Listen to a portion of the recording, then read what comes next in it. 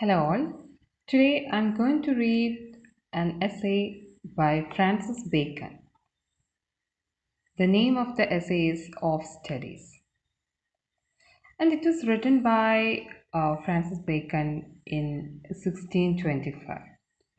The name of the essay, as I mentioned before, it is Of Studies.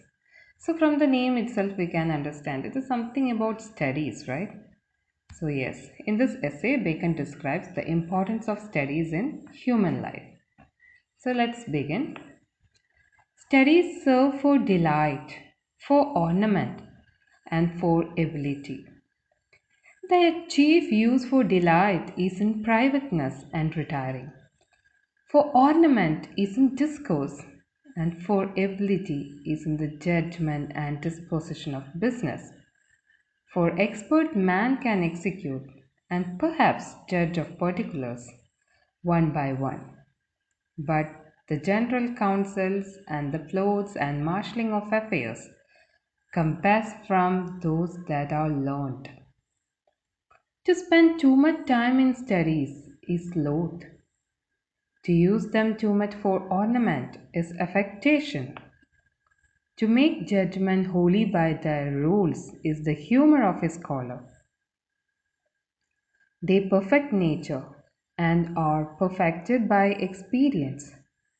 For natural abilities are like natural plants that need pruning by study, and studies themselves do give forth directions too much at large, except they be bounded in by experience. Crafty men condemn studies, simple men admire them, and wise men use them, for they teach not their own use. But that is a wisdom without them and above them, won by observation. Read not to contradict and confute, not to believe and take for granted, not to find talk and discourse, but to weigh and consider.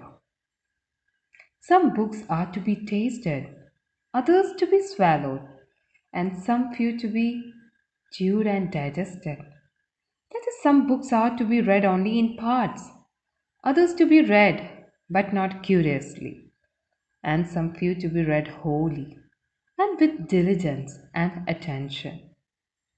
Some books also may be read by deputy and extracts made of them by others, but that would be only in the less important arguments and the meaner sort of books.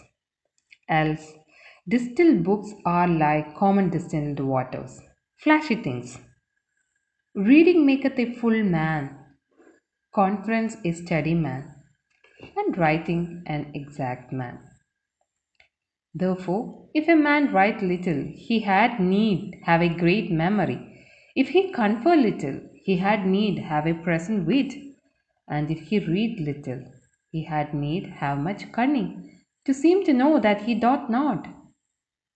Histories make men wise, poets witty, the mathematics subtle, natural philosophy deep, moral, grave, logic, and rhetoric, able to content. A Bune studier in Maurice. Nay, there is no stone or impediment in the wit, but may be wrought out by fit studies, like as diseases of the body may have appropriate exercises. Bowling is good for the stone and reins, shooting for the lungs and breast, gentle walking for the stomach, riding for the head, and the like. So if a man's wit be wandering, let him study the mathematics, for in demonstrations, if his wit be called away never so little, he must begin again. If his wit be no apt to distinguish or find differences, let him study the schoolman, for they are communicatores. If he be not apt to beat over matters and to call upon one thing to prove and illustrate another, let him study the lawyer's cases. So every defect of the mind have a special receipt. Now Let's listen to the synopsis of this essay. In this essay, as we discussed earlier, Bacon highlights the importance of studies. Bacon's essay illustrates the role studies play in an individual's life, daily life. For Bacon, the study is always related to the application of knowledge in practical life.